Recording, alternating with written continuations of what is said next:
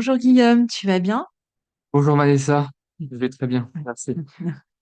Alors aujourd'hui, je te reçois pour un podcast qui me tient vraiment à cœur, puisque on va parler du livre Les super pouvoirs du zodiaque que tu as écrit et qui vient de sortir chez l'éditeur Arcana Sacra le 11 juin dernier, donc il est encore tout chaud. Quel effet ça te fait de le tenir entre les mains, de le voir enfin matérialisé? Bah, c'est une sorte de d'accomplissement en fait, hein, parce que c'est vrai que de voir un projet qui était là depuis assez longtemps et de le voir concrétiser à travers un objet physique, bah, là, en l'occurrence qui est un livre, bah, ça fait plaisir. Il te plaît, ce livre? Oui, oui, bah oui, il me plaît, je suis content encore une fois du résultat et donc voilà, non, c'est super. Donc, je vais peut-être quand même te présenter pour ceux qui ne te connaissent pas encore.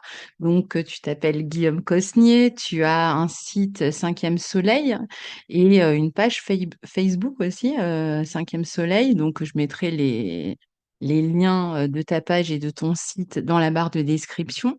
Donc, tu es astrologue, tu fais pas mal d'articles. On a eu l'occasion souvent enfin, j'ai eu l'occasion souvent de pouvoir partager tes magnifiques articles.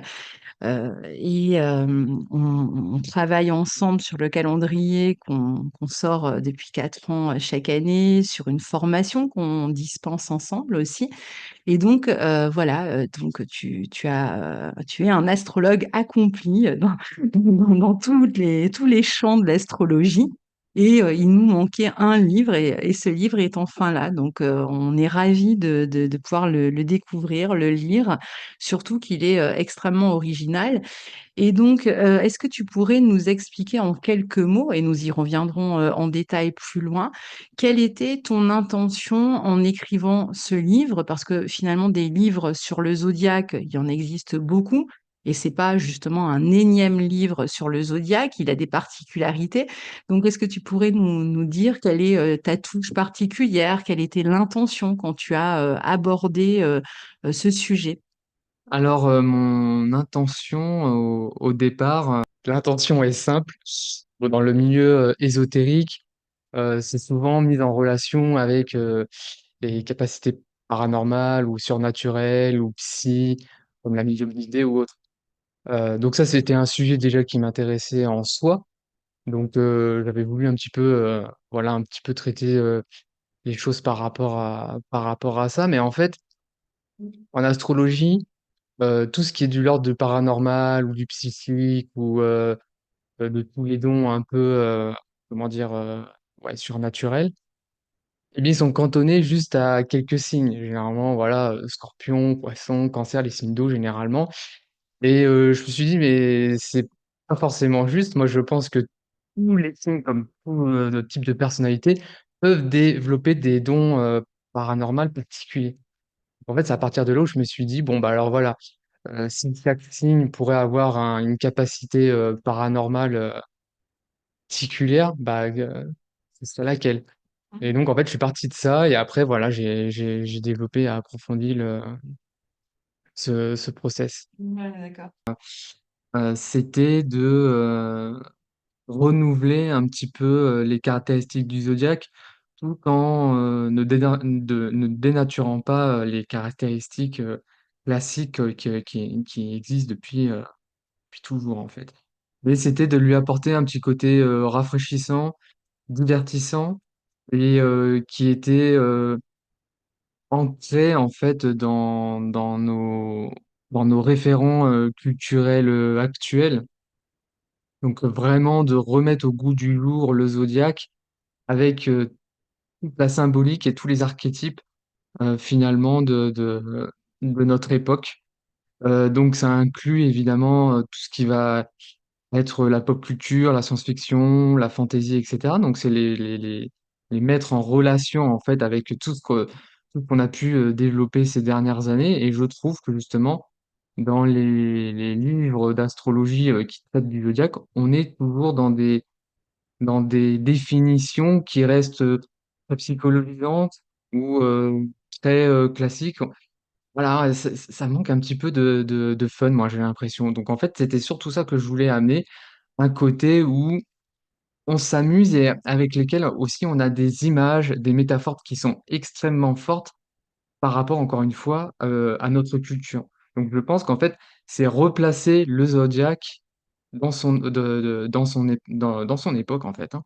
Et ensuite, le peut-être que la petite touche particulière, c'est que, pour chaque signe du zodiaque, que j'ai tenté de développer en rapprochant, justement, avec des archétypes contemporains ou des références culturelles, actuelles, heu, c'était d'apporter, par exemple, à chaque, signe, un élément spécifique. Par exemple, pas seulement, les 4 éléments qu'on a l'habitude de voir, mais vraiment, voilà, chaque signe a bien, chacun son élément, associé avec, des pouvoirs particuliers, des capacités particulières, des sens particuliers et cetera. Bon, et même des sens ou des capacités ou des énergies qui seraient même, inconnus, qu'on n'a encore jamais vus jusqu'à présent. Même dans les même dans les films sur les super-héros, ce genre de choses où on peut voir, différents types de pouvoirs très, archétypaux, je pense que dans mon livre, il y en a encore beaucoup plus que même ce qu'on a pu, même, par rapport à tout ce qu'on peut voir. Donc, je pense que, là aussi se trouve sa spécificité. Oui, oui, complètement.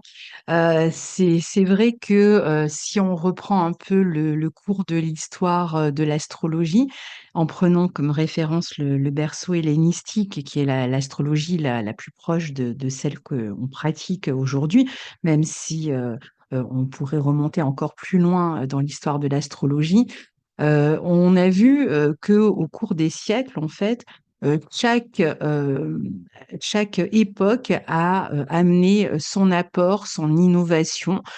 Quand l'astrologie est partie, du côté des Perses, les Perses ont traduit les Grecs et ont ajouté eux-mêmes, des spécificités. Puis les Arabes se sont emparés, des traductions perses des Grecs et ont traduit à nouveau, les ouvrages et ont amené, leurs spécificités, leurs innovations, comme par exemple les parts arabes et ça a été le cas encore au Moyen Âge. Donc à chaque époque, c'est vrai que, l'astrologie est restée vivante. Elle a, amené son lot d'innovations et on avait l'impression que ça stagnait un petit peu. Alors, évidemment, il y a bien eu des ouvrages, des réflexions, qui ont été faites sur l'astrologie entre-temps, mais si on prend vraiment les basiques, c'est-à-dire par exemple le zodiaque, eh bien ça faisait longtemps finalement qu'on n'avait pas dépoussiéré, le zodiaque et c'est vraiment ce que tu te proposes de faire dans ce livre, c'est-à-dire de garder, de conserver en fait toutes les, caractéristiques, heu, classiques, mais en leur apportant, ta touche, ton univers déjà, le jeu, les séries, les super-héros et pas que, hein. Ça peut être aussi des livres, des héros de romans ou autres, hein et c'est vrai que c'est rafraîchissant et qu'on on ne perd rien et même on y gagne, je dirais en les replaçant, on garde l'astrologie vivante en les replaçant dans notre monde. Donc finalement, mon travail, ça a été de replacer, les divinités, de l'Olympe dans notre monde contemporain. Oui, tout à fait. Alors, est-ce qu'il est, nécessaire de connaître l'astrologie pour, lire ce livre ou pour le comprendre? Alors il ouais, c'est sûr qu'il est évident que d'avoir des petites notions quand même en astrologie, ça peut donner un peu des bases ou, de compréhension, qui sont toujours intéressantes à avoir. Mais je pense pas qu'il soit obligatoire de connaître, l'astrologie ou le zodiaque en particulier, ou même si on a des idées qui sont extrêmement vagues, je pense que ça peut quand même être intéressant parce que justement, vu qu'il y a un côté qui est ludique, vu que c'est, très proche de encore une fois de notre culture contemporaine, de la pop culture et cetera, bah, je pense que ça peut nous amener à nous intéresser justement à l'astrologie, au zodiaque, alors qu'à la base on n'en a pas forcément des notions. Donc oui, je pense qu'il est pas obligatoire, en fait de connaître l'astrologie et je pense qu'il peut même s'offrir à n'importe qui, même des adolescents et qui éventuellement pourraient commencer un petit peu à découvrir, l'univers astrologique, bah, par exemple, ça peut être intéressant pour apprendre justement le zodiaque. Mais ça sera un apprentissage du coup qui se fera, je pense, d'une façon encore une fois, assez, pédagogique parce qu'en fait, il y a toutes les caractéristiques complètes finalement qu'on retrouve, dans le zodiaque, habituellement. Sauf que là, on les approche d'une manière vraiment, plus, ludique je pense et plus intéressante et plus parlante par rapport à toutes nos références culturelles qu'on a, aujourd'hui. Oui, c'est ça qui est intéressant, c'est que pour, l'amateur, il y a vraiment, celui qui connaît rien à l'astrologie, il y a vraiment le plaisir, bah, déjà de découvrir, quel est, notre propre, super pouvoir ou nos propres super pouvoirs, nos sens particuliers, notre élément particulier. Donc c'est vrai que, pour l'amateur, il y a ce plaisir-là, en fait, hein, de se découvrir à travers, tout ce monde, superlatif, j'y reviendrai tout à l'heure. Et pour l'initié, celui qui connaît déjà, bien l'astrologie, bah, il y a le plaisir en fait des choix que tu as faits, en termes d'éléments. Justement, tu disais que tu avais trouvé un élément pour chacun, des signes. Tu t'étais pas contenté, de la terre, de l'eau, du feu, de l'air. On fait déjà la différence, par exemple, entre une terre, cardinale, une terre fixe et une terre mutable. Mais toi, tu as encore décliné, enfin, du coup, tu leur as donné un élément particulier qui reste cohérent avec le fait, par exemple, que les signes soient d'air. Et donc, il y a ce plaisir-là pour l'initié, déjà, de voir comment tu as précisé les choses. Et puis aussi le choix des termes que tu as utilisés, que ce soit les décors, que ce soit les costumes, enfin tout ce qui se passe et comme une terminologie propre à chaque signe qui est déclinée dans ces mini-fictions finalement que tu as écrites. On retrouve vraiment l'essentiel, ou même c'est complet, hein, et jusqu'au choix du vocabulaire. Est-ce que tu t'es rendu compte de ça quand tu écrivais?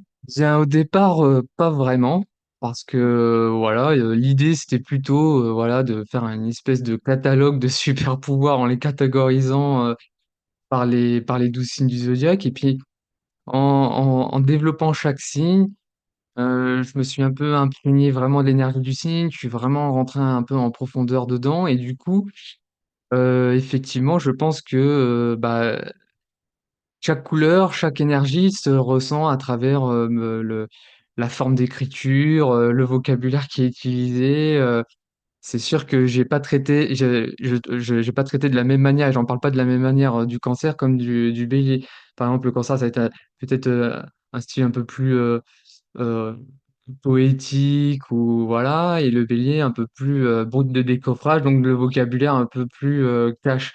Donc en fait, même à travers, effectivement, que ça soit dans le fond, en fait, ou dans la forme, j'essayais vraiment d'incarner l'énergie de façon archétypale la plus, possible, en fait, de façon très marquée pour bien qu'on saisisse, en fait, l'énergie de chaque signe. Oui, c'est ça qui est génial, c'est que en fait, quand, on te lit, tu fais pas dans la demi-mesure, t'es pas dans le compromis, en fait. Tu es vraiment à fond, dans l'archétype et c'est parce que tu es à fond dans l'archétype, en fait, qu'on comprend d'emblée, hein, ça nous saute aux yeux, quelle est la caractéristique, précise, justement, du signe. Oui, tout à fait, j'ai placé, tous les curseurs au maximum. Pour, justement faire, ressortir en fait, vraiment, toutes les caractéristiques des signes. Donc, voilà, j'ai pas hésité à placer les curseurs au niveau le plus extraordinaire, possible et imaginable, pour cette raison-là, en fait. Et est-ce que tu penses que les puristes vont, avoir le sentiment que tu as trahi l'astrologie en replaçant, cette astrologie comme ça dans ce monde contemporain et en utilisant ces héros, d'aujourd'hui? Bah, je pense que oui, je pense qu'il y a des astrologues qui sont très, ouais, effectivement, un peu élitistes ou puristes ou qui vont rester dans un certain, dogmatisme, hein, d'une certaine manière. Donc je pense que s'ils s'arrêtent simplement au titre, je pense que ça peut les faire, bondir, mais en réalité, s'ils lisaient le livre, ils se rendraient compte que pas du tout. Parce que je reste quand même dans une lignée. C'est simplement que je passe encore une fois, je place les curseurs juste plus fort. mais les significations sont identiques, mais celles qu'il y a toujours eu. En fait, c'est juste pour que la compréhension, elle se fasse, de manière encore, plus ludique, plus moderne par rapport à avant, avec des images fortes, des métaphores, très parlantes qui dès qu'on parle du signe, si on a lu le livre, on va avoir des images qui vont venir tout de suite et du coup, on va bien saisir cette énergie. Tu parlais justement d'avoir, poussé les curseurs au maximum. Si, du coup, on parle un peu de l'écriture, tu as choisi un style hyperbolique, tout est, super, super grandiloquent.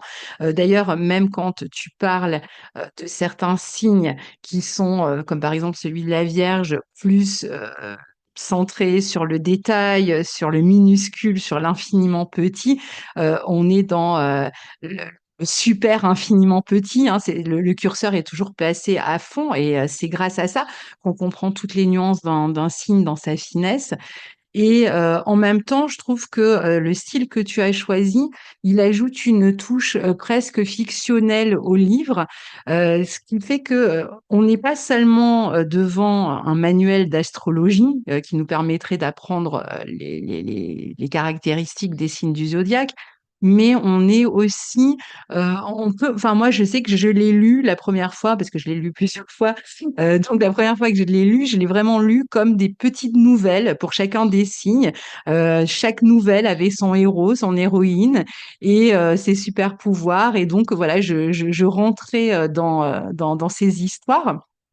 Est-ce que tu es conscient de la dimension, fictionnelle presque de ce livre en plus de sa partie pratique? Eh bien, là aussi, au départ, pas vraiment. C'est au fil du temps et du développement de chaque signe qu'en fait, s'est dégagé une sorte de côté effectivement, plus, narratif, plus, fictionnel où, finalement on peut les voir comme des personnages qui sont mis en scène, même avec des scènes d'action ou quoi. Mais au départ, c'était pas du tout, l'intention. Ça s'est construit vraiment au fur et à mesure et finalement, ça s'y prête, plutôt bien. Donc, mais non, au départ, c'était pas forcément une intention. Mmh. Ouais et puis, le l'originalité du livre, elle réside aussi, ben, dans les choix que tu as fait des chapitres, hein. Tu en as un peu parlé. On n'a pas parlé des 2 derniers, chapitres qui ponctuent, chacun, des signes du zodiaque. Donc on va parler déjà de l'avant-dernier chapitre qui est, pour le coup, complètement original et je pense qu'on n'a jamais vu ailleurs, hein, c'est même sûr. C'est, le choix que tu as fait, de faire mener des combats entre les signes, d'une même croix. Alors pour ceux qui connaissent pas l'astrologie, on a 4 signes fixes, on a 4 signes cardinaux, on a 4 signes mutables et donc ici, tu vas faire, combattre par exemple, les signes de la croix fixe, ça va dire, Taureau, Scorpion, Lion et Verseau. On va par exemple chacun des signes, des de ces héros, du zodiaque vont combattre avec leurs propres pouvoirs contre leurs, confrères, de la même croix fixe. Donc par exemple, un Taureau avec un Scorpion ou, un Verseau avec un Lion et dans ces combats et bien, chacun va arriver avec son pouvoir qui lui est propre et va, pouvoir soit évincer en fait personne n'est jamais évincé, hein, puisque finalement les pouvoirs s'équilibrent. Donc certains, vont, amener, leur propre pouvoir contre, les pouvoirs du héros d'en face, donc qui parfois se neutralisent, parfois prennent le dessus, sur un point, mais le dessous, sur l'autre. Donc c'était vraiment, la grande originalité, je trouve, du livre et ça ramène encore une dimension, pédagogique, à la compréhension des signes et donc est-ce que tu pourrais nous donner un exemple? Par exemple, une vierge, alors là, on est sur la croix mutable, hein, un natif de la Vierge qui combat contre le Sagittaire, qu'est-ce que ça donnerait? Heu, alors juste pour, reciter un tout petit peu, hein, heu, pas pour, contredire ce que tu disais, mais c'est vrai que l'idée en fait de faire confronter donc les signes qui sont en carré, donc qui sont généralement radicalement, différents. C'était vraiment pour encore faire ressortir, effectivement les caractéristiques et les capacités particulières de chaque signe. Alors, effectivement, si, on va prendre un exemple du coup concret, donc oui, la Vierge et puis le Sagittaire. Alors, pour faire très, bref et simple, pas trop rentrer non plus dans les détails. La Vierge est une énergie qui a tendance à, comment dire? À restreindre, à minimiser les choses, à limiter. Donc on est dans les, comme tu le disais tout à l'heure, dans le super pouvoir du petit, en fait.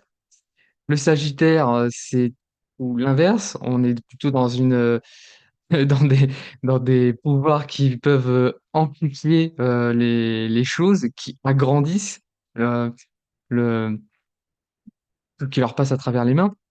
Donc là, on voit bien la confrontation finalement entre le petit, tout petit et le, gigantesque, le sobre, l'humble et puis le spectaculaire et l'extraordinaire avec le Sagittaire. Donc effectivement, la Vierge, elle va rendre complètement fou le Sagittaire parce qu'elle va avoir tendance justement à comprimer, à restreindre, à minimiser le pouvoir du Sagittaire alors que c'est, juste, l'horreur pour lui, c'est c'est tout ce qu'il veut pas justement.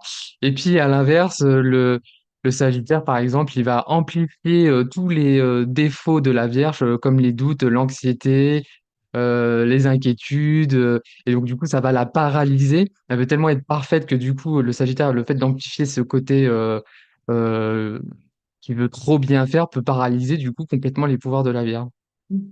On pourrait prendre aussi, l'exemple de David contre Goliath. Voilà, c'est un bon exemple. Le petit contre le grand. La fourmi, contre, l'éléphant, quoi. Ouais, ouais. C'est vrai que c'est vraiment drôle, c'est la partie, qui est, extrêmement drôle. Moi, je sais que j'ai beaucoup ri, en lisant, comme ça ces combats parce qu'il y a, il y a i ça amène, beaucoup d'autodérision sur soi aussi, sur ses propres défauts. On se reconnaît, puis en même temps, on voit, jusqu'où on peut aller, et comment, l'autre les perçoit, hein, parce qu'en fait, il y a comment on se perçoit et puis comment l'autre nous perçoit à propos de sa propre position zodiacale. Donc c'est ça qui est vraiment drôle. Mais tu crains pas d'amener la guerre dans les couples ici parce que tu es en train de leur donner la clé. Si on imagine un couple Vierge-Sagittaire là qui en pleine dispute, bon bah là maintenant la Vierge elle sait comment paralyser son Sagittaire et inversement le Sagittaire il sait comment rendre fou la Vierge. Oui, oui, oui, c'est clair que ça comment dire? Oui, ça va pas forcément, apaiser les tensions quand il y en a. Non, mais après le fait de voir les défauts, de chacun, je pense que ça permet de ensuite, soi-même de justement être dans une perspective d'équilibre et justement d'amenuiser ce qu'on pourrait avoir en excès ou en trop et du coup justement le fait de voir comment on peut être, bah, justement de l'être un petit peu moins, par rapport à l'autre et justement de pas abuser de ces excès-là. Donc non, je pense qu'en exacerbant, ce qui peut, être conflictuel, en réalité, il y a la résolution, même. Et donc, on disait que tu avais inventé un élément pour chacun des signes, mais tu as aussi doté chaque signe d'un sens particulier. Les 5 sens ne suffisaient pas. Tu as trouvé un sens particulier donc pour chacun des signes. Est-ce que tu peux nous donner quelques exemples et nous expliquer, par exemple, pourquoi tu as donné tel sens, attribué tel sens pour tel signe du zodiaque? Oui, alors qu'est-ce qu'on pourrait prendre comme exemple? Ben, on pourrait prendre le taureau. Le taureau, par exemple? Alors par exemple, voilà, le taureau, signe de terre, très en relation avec, le monde, de la nature. Donc voilà, par exemple, il pourrait, développer, la la phytokinésie, donc qui est, d'avoir un rapport, par exemple, avec les plantes, très particulier. Il peut les On dit que le taureau a la main verte. Bon, bah, voilà, ça c'était une signification traditionnelle. Donc si on place le curseur un peu plus loin, ça donne quoi? Bah, justement la phytokinésie, donc de ressentir les besoins des plantes, de pouvoir communiquer avec elles, heu, de ressentir, par exemple, l'énergie, d'une forêt et voilà, savoir si elle est en dépérissement et si c'est le cas, bah, il serait dans la capacité à pouvoir un petit peu, la régénérer, la nourrir, voilà. Donc voilà un petit peu pour le Taureau, je vais pas plus Mmh. loin, hein. Et les Gémeaux, par exemple, pour en citer un deuxième. Les Gémeaux, bon, on va prendre un exemple, plutôt, classique. Le Gémeaux, on dit que, traditionnellement, il est très en relation avec la parole, la communication, le cérébral, la pensée. Il parle beaucoup, qu'il est curieux, donc voilà, donc une des premières capacités à laquelle on pense tout de suite, c'est évidemment, la transmission de pensée, donc la télépathie. Donc voilà, télépathie, voilà, pour le Gémeaux. Ah ça, je pense que c'est le rêve de tous les Gémeaux. Donc, on a parlé des sens, on a donné quelques exemples pour les sens. Et ben, puisque tu nous as promis que chaque signe avait chaque héros avait son élément, si on prend par exemple le Capricorne, signe de terre cardinal, qu'est-ce que ce serait son élément particulier et pourquoi? Alors le Capricorne, donc c'est la terre un peu, des montagnes. Donc si on prend un peu de hauteur, en ascensionnant sur ces montagnes, qu'est-ce qu'on retrouve? Le froid. Et d'ailleurs, c'est une des caractéristiques, qu'on donne, généralement aux Capricornes qui peuvent justement être très sérieux et même être dans une certaine froideur. Donc évidemment, son élément, bah, ça serait, le la glace, le pouvoir de la glace. Et oui, en plus, c'est la terre de l'hiver, le Capricorne. Et c'est la terre de l'hiver, exactement. Donc évidemment, il y a toute une symbolique liée au froid, donc forcément, voilà, ça donne les pouvoirs, de la glace, donc littéralement, ils peuvent geler sur place les gens rien qu'en les regardant. Et le lion alors? On l'a déjà dû ressentir en ayant, parfois vu un individu Capricorne qui peut nous refroidir, Mmh. instantanément. Et le lion alors? Bah, le lion, c'est simple, heu, donc ce symbole de feu, rattaché aussi au soleil. Et le soleil, qu'est-ce qu'il fait? Beh, il donne de la chaleur, il donne de la lumière. Donc en fait, on pourrait dire que, le l'élément, du lion, ça serait la lumière. Mmh. C'est un bel élément ça, ça va plaire au lion. Et oui. D'accord. D'ailleurs, traditionnellement aussi, heu, la vision, alors c'est à la fois le soleil et la lune, mais la vision peut être rattachée au lion, les yeux. Donc là aussi une symbolique par rapport à la lumière. Même dans les métiers, Lyon, il pourrait y avoir, tout ce qui est du domaine de l'optique. Mmh mh. Ça, c'est bon, des Ouais. significations un peu générales, De donc c'est pour ça aussi l'optique, la du lumière. spectacle, tout ce qui met en lumière. Voilà, tout ce Et qui est mis en puis, lumière. là, tout à l'heure, on parlait de la glace pour, le Capricorne, la terre, d'hiver. Pour le Lion, c'est le moment où le soleil est vraiment au zénith dans Ouais, l'année, donc c'est le moment où tout est en pleine lumière, donc c'est tout à fait exactement. logique Eh oui. puisqu'on pratique une astrologie tropicale. Donc, on voit bien que tu as, gardé, tous les éléments premiers, en les, mettant en scène, comme tu disais, en les fictionnalisant, en les voilà, en amenant des petites histoires. Eh oui. Et du coup, pour revenir à ce que je disais au début, bah, là, les images vont être beaucoup plus parlantes quand on va parler du signe. Parce que là, quand on va penser au Capricorne, au lieu de le penser comme signe de terre et si on le pense en termes de signe de glace, tout de suite, ça va être beaucoup plus, impactant, dans notre compréhension de l'énergie. Donc en réalité, même à travers, le côté, divertissant, amusant et cetera, en réalité, il y a une vraie, profondeur et tous les signes finalement, je creuse, malgré tout dans les caractéristiques de façon la plus profonde possible pour en faire ressortir ce qui est le plus, impactant, le plus essentiel, le plus, déterminant, aussi. Oui, c'est ça qui est intéressant, c'est que, tu as vraiment fait un travail sur les archétypes. C'est-à-dire que, tu es pas allé chercher un petit peu, dans l'autre signe et cetera. Donc on a vraiment à chaque fois, l'essentiel, la quintessence, je dirais, de chacun des archétypes, ce qui fait que, ils sont complètement identifiables et reconnaissables. Oui, tout à fait. Je pense que c'est comme si comme s'ils étaient, comment dire, incarnés dans, toute leur complétude, dans tous leurs aspects, dans toutes leurs facettes. Je pense qu'ils sont tous développés et développés encore une fois avec, les curseurs poussés au maximum pour, la compréhension la plus, ludique possible et la plus assimilable en réalité, ouais, c'est ça, assimilable, hein. Et du coup, c'est beaucoup plus facile de comprendre de cette façon qu'avec des trucs qui sont déjà très psychologiques, voilà, c'est pas forcément, le vocabulaire, importe beaucoup donc là, pour le coup, c'est beaucoup plus explicite et même si c'est caricatural, il y a quand même une profondeur.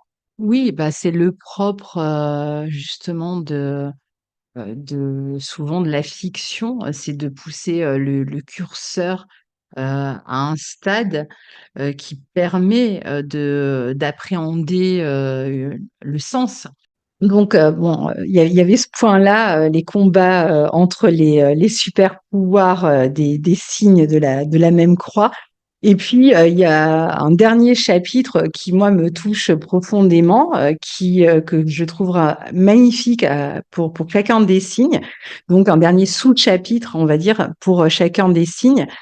C'est, une ouverture que tu fais, sur le signe. Donc une fois que les combats, sont terminés, tu amènes chacun de ces héros, hein, que sont ces signes du zodiaque, tu les amènes à, regarder vers le futur, vers le monde de demain, et tu réfléchis à comment ce super pouvoir au-delà d'un combat justement, hein, s'il était, employé avec conscience dans le monde, tu réfléchis à comment ce super pouvoir pourrait servir en fait la société, le monde de demain, pourrait amener une pacification. Donc comme s'il y avait, la possibilité, grâce à une prise de conscience de ce qu'est, notre super pouvoir à chacun, de participer à un monde meilleur, le monde de demain.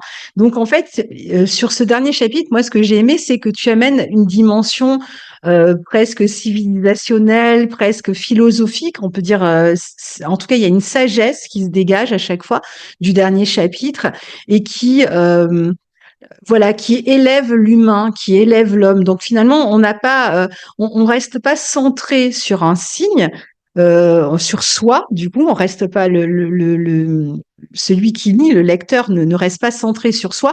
Après s'être amusé à se découvrir et à prendre conscience de soi, après s'être amusé à faire la petite bataille avec ses collègues, eh bien, tu lui donnes là aussi des clés pour, grâce à son super pouvoir, servir humblement finalement le monde de demain. Est-ce que c'était important pour toi, à un moment donné, de sortir justement de l'ego et de ramener chacun de ces signes à quelque chose de plus vaste, de plus grand? Est-ce que tu peux nous parler un petit peu de ce dernier chapitre que personnellement j'ai vraiment beaucoup aimé?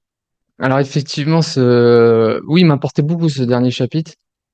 Pour moi, il était impossible de pas, l'inclure en fait, dans ce livre parce que c'est vrai que les super pouvoirs, c'est très, comment dire? C'est très flatteur, c'est très, c'est extraordinaire. On est beaucoup dans l'extérieur pour le coup. On est dans l'extraordinaire, donc presque superficiel d'une certaine manière. Effectivement, on pourrait avoir des capacités, mais comme dans notre monde, on pourrait avoir des capacités, après que ce soit des super pouvoirs ou pas des super pouvoirs, en réalité, peu importe, c'est qu'on a des voilà, on peut développer des capacités et c'est toujours comment on s'en sert. Donc c'est soit on s'en sert d'une façon futile, soit d'une façon, voilà, éphémère, superficielle, peu utile pour, nourrir finalement le collectif. Et donc je voulais ramener au fait que, effectivement, quand on a des capacités et même si on avait les super pouvoirs les plus fous, quoi ça sert? Et en fait, voilà, ça me semblait important de se dire, voilà toutes les qualités que peut avoir un signe et même et ouais, et il pourrait même les développer à un niveau, complètement, fou. Mais en réalité, si on n'en fait pas quelque chose de plus, «spirituel» entre guillemets, qui nourrit, le le monde, à quoi ça sert? Donc, c'est sûr que pour moi, c'était important de dire que les capacités qu'on développe et si un jour, peut-être que les potentialités de l'humain, on va les atteindre de plus en plus et donc peut-être qu'on aura quand même, finalement, je sais pas, dans 100 ans, 200 ans, 1000 ans, 2000 ans, on aura peut-être des capacités qui sont quand même incroyables. On sera quasiment presque comme des dieux, d'une certaine manière, mais si on est des dieux qui nous amusons dans une grande cour pour faire tout et n'importe quoi, on reste en fait à un niveau, humain comme aujourd'hui. Donc en fait, c'est qu'on soit humain ou qu'on soit des dieux, qu'on soit des héros ou pas des héros, c'est toujours la même chose, c'est comment on se sert de nos qualités pour nourrir le monde et ça c'est vrai que c'est la dernière partie que j'aborde et ça me semblait, essentiel et même en extrapolant, c'est comment je peux me servir ces qualités à un niveau cosmique. C'est comment même pas que la société, humaine, sur Terre, c'est comment je nourris l'univers dans son ensemble. Donc c'était vraiment, j'ai poussé le curseur de façon le plus absolue possible pour, remettre l'humain dans une dimension, qui est beaucoup plus vaste qu'effectivement son simple petit ego, avec des capacités qu'il utilise de façon, égotique pour le coup. Oui, merci, c'est, une belle réponse, je trouve et oui, il y a l'idée, c'est vraiment ce que tu dis là sur la fin, c'est ce que je ressentais à la fin de chacun de ces chapitres. C'était comment chacun peut réharmoniser le monde, en fait et c'est là que, même à un niveau cosmique, tu disais, c'est-à-dire, c'est, autour de soi, à une plus grande échelle, au niveau de l'univers, comment, on participe ou pas à cette harmonie. Et est-ce que tu penses que l'humain est omnipotent, qu'il peut tout faire, que ses pouvoirs, parce que tu disais, on sera bientôt peut-être des dieux quasiment. Tu as le sentiment en fait que qu'on peut tout, qu'on décide de tout, que ces super pouvoirs, ils nous permettent de faire tout ce qu'on veut? Alors si, bah, là ça va être plutôt en rapport avec mes croyances personnelles pour le coup. Je pense, en réalité que tant que l'humain ne sera pas un véritable adulte, il ne pourra pas avoir la responsabilité de développer, ce type de choses. Donc je pense pas que l'humain, puisse tout, heu, surtout aujourd'hui. Alors peut-être que si un jour il devient plus sage, plus évolué, peut-être qu'il pourrait, avoir des capacités, voilà d'ordre divin, mais moi j'ai toujours mon sentiment personnel, c'est qu'il y aura toujours une force supérieure, qu'on l'appelle, la source, Dieu, une source, enfin ouais, une force comme ça, qui sera au-dessus de l'humain, tant mieux. Après je pense il y a toujours une force qui sera au-dessus de l'humain, donc je ne pense pas que l'humain sera un dieu. Parce que s'il est un dieu, c'est autre chose, on est dans autre chose. On n'est plus sur terre, on n'est pas, un être incarné ici-bas. Si on est un être incarné ici-bas, c'est avec malgré tout les limitations, les contraintes que ça implique et c'est nécessaire qu'on en ait et si on en a, c'est qu'il doit y avoir une raison, même si on les ignore, même si on peut penser que ceci, il doit y avoir une raison quelle qu'elle soit. Bah, écoute, je te remercie Guillaume, on va s'arrêter là. Ben, je vous recommande vraiment de vous procurer ce livre qui vous le remontre. De toute façon, il y aura les références dans la barre de description et vous pouvez le commander de partout, hein, à la Fnac, enfin sur tous les sites ou vous les demandez dans les librairies aussi et normalement vous les trouvez. Puis si vous ne le trouvez pas, vous dites bien au libraire de se le procurer. Donc, j'espère que vous nous donnerez des retours sur ce que vous aurez pensé de ce livre si vous le lisez. N'hésitez pas à le partager, à l'offrir parce que je pense qu'on peut vraiment s'amuser et qu'on peut même passer une soirée comme ça en famille ou en famille à regarder comme ça chacun comment il fonctionne. C'est vraiment très drôle, mais c'est pas que drôle comme vous l'aurez compris. Un petit mot pour la fin, Guillaume? Bah oui, Cuirez-vous, il est vraiment génial. C'est tout ce que j'ai à dire. Ok. À bientôt. Au revoir. Ciao.